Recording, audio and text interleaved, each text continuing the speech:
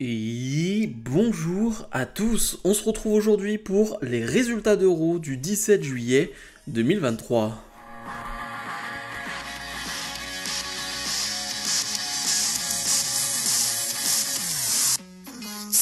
Le show qui s'ouvre avec Cody Rhodes, et oui, car on est du côté d'Atlanta et c'est la ville de Cody Rhodes, donc énorme ambiance. J'ai presque envie de dire, comme d'habitude avec Cody Rhodes, il y a toujours une sacrée entrée, vraiment ça fait du bruit. Mais là, on est encore à un niveau au-dessus. Et Cody Rhodes, il va prendre le micro, bien évidemment bien encouragé par le public, et va nous dire, bon, j'ai pas vraiment trop envie de parler. Voilà, je suis pas vraiment là pour parler. Je pense qu'avec Brock Lesnar, on s'est dit tout ce qu'on avait à se dire.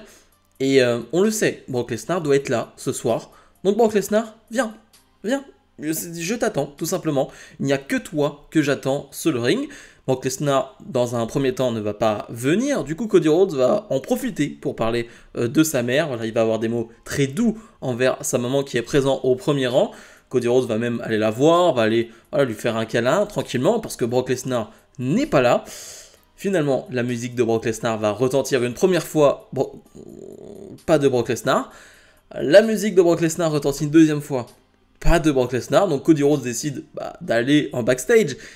Et finalement, Brock Lesnar s'en prend à Cody Rhodes. Et Brock Lesnar va tout simplement détruire Cody Rhodes devant finalement la mère de Cody Rhodes. Donc c'est assez symbolique, ça fait mal, j'ai envie de dire.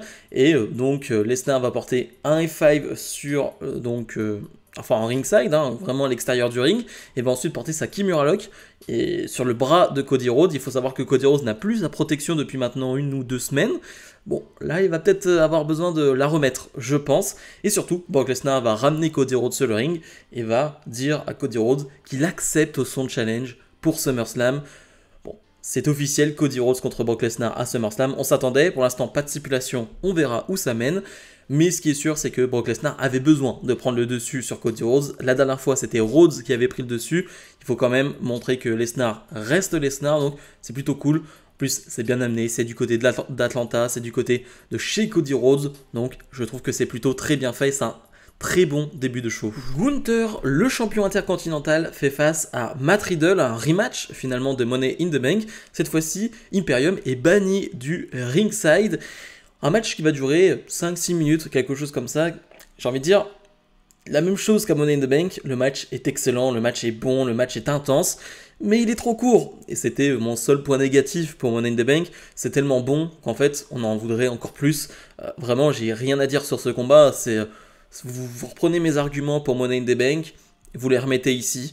Et c'est la même chose, non vraiment c'est très bon, le public est à fond en plus, vraiment le public se régale, je veux dire sur chaque contre de Riddle, sur chaque chop de Gunther, je veux dire, il y a un moment donné où Riddle lui porte des gros kicks dans le torse de Gunther, mais Gunther lui porte des gros chops sur le torse de Riddle, enfin bref, c'est violent, c'est comme on aime tout simplement avec Gunther. Gunther va bien évidemment l'emporter et après le match il va dire, micro en main, il est tranquillement debout sur la table des commentateurs, qu'il en a fini avec Riddle et que maintenant, eh bien, il va s'occuper de McIntyre et McIntyre va faire partie de sa legacy parce qu'il va battre Drew McIntyre. Donc bon, McIntyre n'est pas là ce soir, il est en plein tournage de son film. Alors, on sait qu'en ce moment, les tournages de films hollywoodiens ne se passent pas, ou en tout cas n'avancent pas, mais en tout cas, Drew McIntyre n'était pas présent ce soir. Le Judgment Day est sur le ring, Rhea Ripley va prendre le micro, Rhea Ripley qui vient de s'en prendre à Raquel Rodriguez et Liv Morgan en backstage, les championnes par équipe. On te vend de plus en plus le Raquel Rodriguez face à Rhea Ripley de SummerSlam. Franchement, je serais très étonné qu'il n'arrive pas. Donc Rhea Ripley, elle nous dit qu'elle est dominante, un peu comme tout le Judgment Day, car finalement, Damien Priest, lui, a la mallette. Finn Balor est toujours dans la course vers le titre de Seth Rollins. C'est vrai que pour le moment, on a l'impression qu'on se dirige directement vers Balor contre Rollins à SummerSlam, la revanche de Money in the Bank. Je ne sais pas trop quoi en penser pour le moment, mais on aura le temps d'en reparler. Et Dominic Mysterio qui, demain, va affronter le champion nord-américain de NXT, finalement, Wesley du côté de NXT. Donc le Judgment Day se dirige vers tous les titres possibles, c'est ce que nous dit Rhea Ripley. Finalement, Sami Zayn et Kevin Owens sont pas trop contents de ce que raconte le Judgment Day. Ils vont arriver, Sami Zayn va leur dire: est-ce que vous êtes venus ce soir? Est-ce que vous avez payé votre place pour entendre Dominic Mysterio parler? Non, je crois pas. Mais par contre, peut-être que vous avez payé pour que moi, je fasse fermer la bouche de Dominic Mysterio. Damien Priest va reprendre Sami Zayn en lui disant: mais t'as l'air assez confiant, Sami Zayn, donc pourquoi pas, ce soir, tu mets et vous mettez en jeu vos titres de champion par équipe face à Dominic Mysterio et moi-même. Sami Zayn va demander l'avis de Kevin Owens, et Kevin Owens, qui a des problèmes de colère, de gestion de colère en ce moment, va directement accepter ce challenge. Donc les titres par équipe, finalement, seront en jeu ce soir. Sûrement dans le main event, on aura le temps d'en reparler. Liv Morgan et Raquel Rodriguez défendent leur titre de championne par équipe face à Chelsea Green et Sonya Deville, un match qui va durer un peu plus de 5 minutes. Et bien évidemment, on va jouer sur la blessure de Raquel suite à l'attaque de Rhea Ripley. Raquel qui est blessée au niveau du genou, et c'est elle qui va être le point faible de ce combat, alors que d'habitude, c'est vraiment elle le point fort, c'est elle qui fait la différence. Mais non, là c'est Liv Morgan qui va presque devoir se débrouiller toute seule. Et franchement, le match est bon, je trouve qu'il y a vraiment de très très bons moments dans le combat. Moi, il y a un moment surtout que j'ai vraiment adoré, c'est Liv Morgan qui fait son comeback, qui fait un super hot tag, et pour contrer ce hot tag, pour contrer le tombé de Liv Morgan, Sonya Deville va arriver avec un énorme coup de genou. J'ai adoré ce moment-là. Par contre, j'ai pas aimé, c'est le kill switch, les 2 kill switch que va porter Chelsea Green. Ils sont dégueulasses. Vraiment, alors je ne sais pas si c'est Liv Morgan qui le vend très mal ou si c'est Chelsea Green qui le porte très mal, je ne sais pas, mais c'est dégueulasse. Vraiment, le kill switch façon Chelsea Green, dégueu, vraiment dégueu, et en plus elle le porte 2 fois, donc on le voit 2 fois, cette chose horrible. Mais j'aime le suspense qu'on met à ce combat, parce que premièrement, on va avoir ce kill switch, on se dit que c'est terminé, Liv Morgan va réussir à se relever, et on se dit que les babyface vont revenir dans le match. Mais non, les babyface ne peuvent pas revenir, car Raquel est toujours blessée à l'extérieur du ring. Les 2 heels en profitent sur le ring pour faire le tomber sur Liv Morgan. 1, 2, 3, victoire de Green et de Deville qui deviennent les nouvelles championnes par équipe. Me dites pas que Triple H en a quelque chose à faire de ces titres. Vraiment. Vraiment, Triple H en a rien à battre. Faut dire les termes. Il en a rien à battre. Parce que ces titres changent quasiment de main toutes les semaines. Et j'abuse à peine en disant cela. Ok, pas de souci, Green et Deville en championne. Sur le papier, pourquoi pas. Je trouve que Green fait un super travail. Mais l'équipe en soi, moi, elle m'apporte rien. Voilà. Mais Green, j'avoue qu'elle fait un bon travail.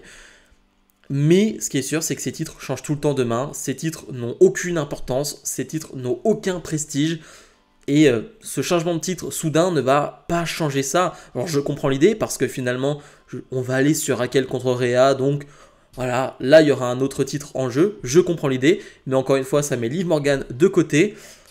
J'aime pas ça, vraiment je n'aime pas ça, et je m'y attendais, vraiment je le sentais venir à des kilomètres avec cette blessure de Raquel, on s'y attendait. Mais c'est pas pour autant que ça ne me fait pas chier quand même au final. Désolé de dire ces termes-là, mais je trouve pas que ce soit une bonne idée. Vraiment, je trouve que l'idée est plutôt très mauvaise. Les Viking Raiders font face à Alpha Academy dans un False Count Anywhere. Donc, le tombé peut être fait n'importe où. Quel combat, c'était génial, c'était même super, c'était fantastique. J'ai même envie d'utiliser ce mot. Parce que, ouais, c'est un peu moins de 10 minutes de combat. Mais c'est tout ce que j'aime, Alpha Academy sont ultra over du côté d'Atlanta, et ça commence vraiment à prendre, vraiment, ce qu'ils font avec Maxine, ce qu'ils font même en Alpha Academy du côté babyface, c'est génial ce qu'ils sont en train de faire, et surtout sur le ring, ce qu'ils ont fait dans ce combat, c'était vraiment super. Des 2 côtés, je veux dire, j'ai tellement de moments en tête qui me reviennent. Premièrement, j'ai déjà un premier moment qui m'a marqué, c'est Ivar qui veut porter finalement une springboard clothesline et qui se fait attraper en plein vol par Otis. C'est pas facile d'attraper en plein vol Ivar, c'est quand même un sacré bébé. Il va quand même l'attraper Otis comme si de rien n'était. Et ensuite, ouais, je veux dire, le moment où Ivar porte finalement son moonsault, et finalement Gable porte un moonsault sur Ivar qui fait le tomber, puis ensuite une German suplex. Ah ouais. Là, ok, là on est sur quelque chose. On a ensuite Maxine qui va être impliquée dans ce combat, qui va réussir à porter un crossbody, mais malheureusement ils vont un peu trop fêter ce crossbody. Du coup, Valhalla va en profiter, va faire traverser Maxine Dupri à travers une table, Et bon, bah là, c'est la fin pour Alpha Academy. Les Viking Raiders vont reprendre le dessus. Otis va avoir un moment à lui qui est vraiment trop cool aussi. Mais ça ne va pas suffire. Les Viking Raiders vont l'emporter. Peu importe, j'ai envie de dire, peu importe qui gagne, mais il y a vraiment un truc avec Alpha Academy, il y a vraiment un truc à faire avec Alpha Academy. Et ouais, je suis content de voir ce type de match-là qui sont dans la basse mid-card, j'ai envie de dire. Mais d'être à ce niveau-là, c'est hyper important. Shayna Baszler fait face à Nikki Cross et Shayna Baszler va l'emporter en quelques secondes. On est encore dans cette course, j'ai envie de dire, pour rendre Shayna Baszler crédible avant d'affronter Ronda Rousey. C'est plutôt très bien, voilà, qu'elle batte des gens très anonyme, j'ai envie de dire, désolé pour Nikki Cross, désolé pour Emma, mais de manière facile, c'est important pour elle. Finalement, après cette victoire, Ronda Rousey va être dans le public, hein, elle est tout en haut, tranquillement. Elle a ressorti l'ancienne veste en cuir, j'aime beaucoup ce style de Ronda Rousey. C'est finalement le style qu'elle avait quand elle est arrivée chez WWE. On ressent un peu ce style-là, cheveux détachés. Bref, c'est que des détails, mais moi, ça m'importe. Et Ronda Rousey va dire, mais attends, la semaine dernière, t'as dit comme quoi c'était plus facile pour moi finalement d'arriver chez WWE parce que toi bah t'as été dans la scène indépendante, t'as catché devant très peu de gens, etc. Mais tu crois que c'est plus facile de faire ce que j'ai fait, moi, d'être finalement une athlète médaillée en judo, finalement d'être la plus grande combattante de MMA de l'histoire et d'arriver comme ça dans un gros WrestleMania et de faire ce que j'ai fait et d'avoir une année qui fait de moi directement une Hall of Fameuse. Tu crois que c'est plus facile de faire ça? Bah je crois pas. Et Ronda Rousey lui dit, de toute façon, tu n'es qu'une pâle copie de Ronda Rousey. Shayna Baszler qui clairement est la babyface dans cette histoire. Et sur le ring, elle va demander, bon bah c'est bien, c'est très facile de dire ce que tu dis, bah d'où t'es, hein, je peux pas t'atteindre d'ici. Donc viens sur le ring, viens, je t'attends. Et Ronda Rousey, non, elle a pas que ça à faire, elle reste là où elle est. Shayna va essayer d'aller l'atteindre en passant par le public, mais la sécurité est là. Et Ronda Rousey propose un match à Shayna Baszler du côté de SummerSlam. C'est pas officiel encore, mais ça va l'être. Donc Ronda Rousey face à Shayna Baszler à SummerSlam. Et je trouve que l'histoire est bien amenée. J'avais dit la semaine dernière que certes, les confrontations entre les deux, la physicalité entre les deux était vraiment super, mais qu'il fallait changer de registre à un moment donné. Ils l'ont fait pour cette soirée, donc franchement, j'ai rien à dire. Miz TV avec pour invité Becky Lynch, une Becky Lynch très énervée par rapport aux propos de The Miz, hein, qui va la descendre, j'ai envie de dire, parce que Miz va lui rappeler qu'elle est sur une série de défaites. Ce qui plaît pas à Becky Lynch, hein, qui va pas s'en prendre physiquement au Miz, mais verbalement, elle va lui rappeler qu'il a des petites testicules, et elle le dit, je sais comment ton show fonctionne, Trish Stratus et Zoey Stark, venez ici, hein, de toute façon vous n'attendez que ça. Finalement donc Stratus et Stark vont venir, et Becky Lynch, eh bien elle veut son rematch face à Trish, elle le veut. Et Trish Stratus, qui, je trouve, bah, ça fait sens, va dire, mais pourquoi j'accepterais? Je t'ai battu, Zoey Stark t'a battu, pour nous, finalement c'est fini. Mais Becky Lynch va lui dire, mais attends, depuis des semaines, depuis des mois, tu nous dis que tu es la GOAT, tu es finalement la plus grande femme de tous les temps chez WWE, bien prouve-le maintenant. Moi je me considère comme la plus grande, donc voilà, faisons juste un match pour montrer, pour prouver qui est la plus grande entre les deux. Et Trish va dire, ok, mais il y a plusieurs conditions. Déjà, tu vas devoir, si je gagne, enfin si Zoey Stark te bat, parce que tu vas devoir battre Zoey Stark dans un premier temps, parce que tu l'as toujours pas battu, eh bien, si tu perds, tu vas devoir t'agenouiller devant moi et dire « Thank you Trish ». Ok, pas de souci. Et si tu perds, finalement, ben, tu vas devoir te tatouer « Thank you Trish » sur le torse. Ok, pas de souci. Ok, ça me semble assez fair play, ça me va. Finalement, on va avoir une brawl entre les trois là, et c'est Becky Lynch qui va en sortir gagnant.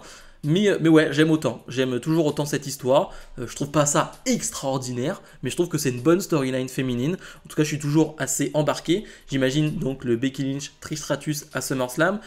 À voir de quelle manière il va être amené, c'est-à-dire stipulation, pas stipulation. Moi, j'aimerais une stipulation, mais pour le moment, on n'en sait pas trop. Bronson Reed fait face à Shinsuke Nakamura. Alors, je vais être honnête avec vous, je trouve que c'est un bon combat.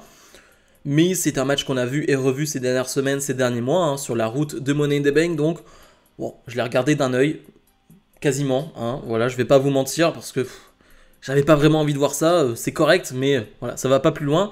On a surtout une disqualification parce que Ciampa va s'en prendre à Bronson Reed. Ça, j'aime, hein, parce que Ciampa a perdu la semaine dernière face à Miz suite à une intervention de Bronson Reed. Et ça va pas plaire à Shinsuke Nakamura parce que bah, grâce à cette intervention, bien Bronson Reed bat Nakamura par disqualification. Donc Ça plaît pas à Nakamura qui va mettre un kick à Tommaso Ciampa et Nakamura qui en backstage va être interviewé et va dire j'en ai marre qu'on se mêle de mes histoires. Alors là pour l'instant il n'y a pas de heel turn à prévoir pour Nakamura, mais est-ce qu'on va se diriger là-dessus pour donner peut-être, j'ai envie de dire, un petit coup de boost, j'ai envie de dire, à Nakamura? Pourquoi pas, je suis pas contre, mais en tout cas si on peut avoir un petit Ciampa Nakamura, ouais, là pour le coup je prends. Et le main event, Sami Zayn et Kevin Owens défendent leur titre de champion par équipe face à Dominic Mysterio et Damien Priest. Le match ne va même pas commencer que Finn Balor va se faire attaquer par Seth Rollins, car oui, il y a eu une interview de Rollins plus tôt dans la soirée, et Balor est intervenu pendant cette promo, et clairement, il a demandé un rematch à Rollins. Rollins n'était pas trop chaud au début, mais Balor va réussir à finalement le convaincre, et on aura donc ce rematch à SummerSlam. Balor qui s'en a été pris à Rollins, et bah cette fois-ci c'est Rollins qui s'en prend à Balor. On va pas en parler plus que ça ce soir, hein, du Rollins-Balor, de ce rematch. On aura le temps d'en reparler dans les prochaines semaines. Mais donc on a ce match 2 contre 2 qui va durer presque une quinzaine de minutes. Fantastique. Superbe combat par équipe, hein, qui va mériter 2 fois des chants This is awesome du public. On le répète, je le répète ce soir, public exceptionnel à Atlanta. Franchement, ces derniers temps, il y a très peu de public WWE qui m'ont déçu. Je dis bien très peu, c'est arrivé, mais globalement, ouais, on a des gros publics en ce moment, on va pas se plaindre, hein. Je crois qu'il y a encore 11 000 personnes à Raw, c'est phénoménal. Donc ouais, on a un super combat par équipe, et dans ce combat, franchement, il y en a un qui crève l'écran, il y en a un qui est à 2000%, c'est Kevin Owens. Vraiment, je trouve Kevin Owens exceptionnel pendant ce match. Vraiment, tout ce qu'il fait, c'est incroyable, tout ce qu'il fait, et il fait beaucoup de choses aussi, c'est aussi pour ça qu'il crève l'écran, c'est qu'il est vraiment, vraiment très important dans ce combat. Et ouais, j'adore Kevin Owens, j'adore ce Kevin Owens. Il y a quelqu'un qui l'a tweeté en disant que Cody Rhodes et Seth Rollins étaient peut-être les visages de Raw, mais que Sami Zayn et Kevin Owens, clairement en tant qu'équipe, n'étaient pas loin, et je suis plutôt d'accord. À chaque fois qu'ils sont là, il y a vraiment une ambiance différente. L'atmosphère change quand Sami Zayn et Kevin Owens sont là, et c'est une très bonne nouvelle pour la division par équipe. C'est un super combat, vraiment j'ai rien à dire de plus.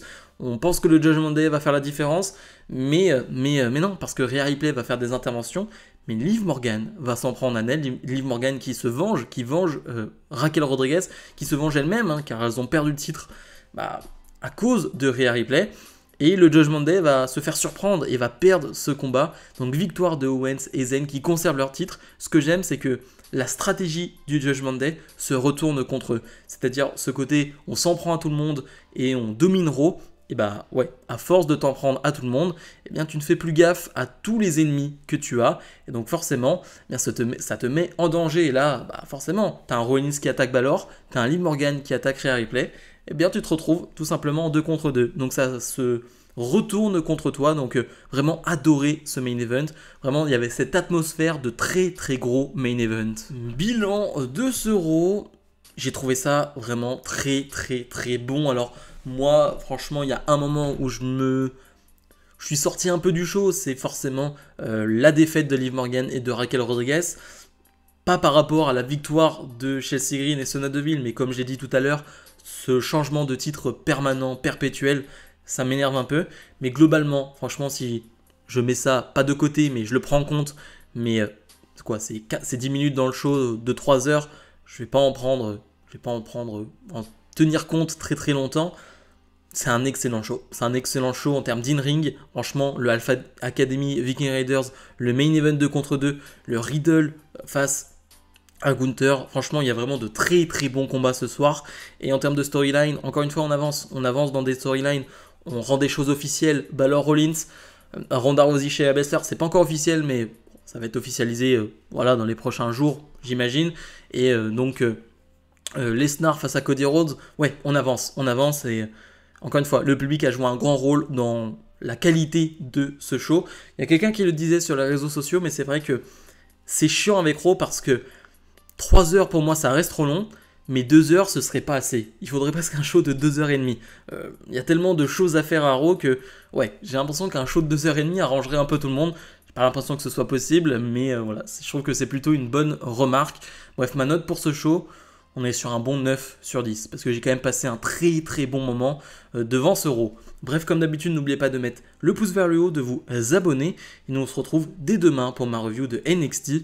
Salut, salut.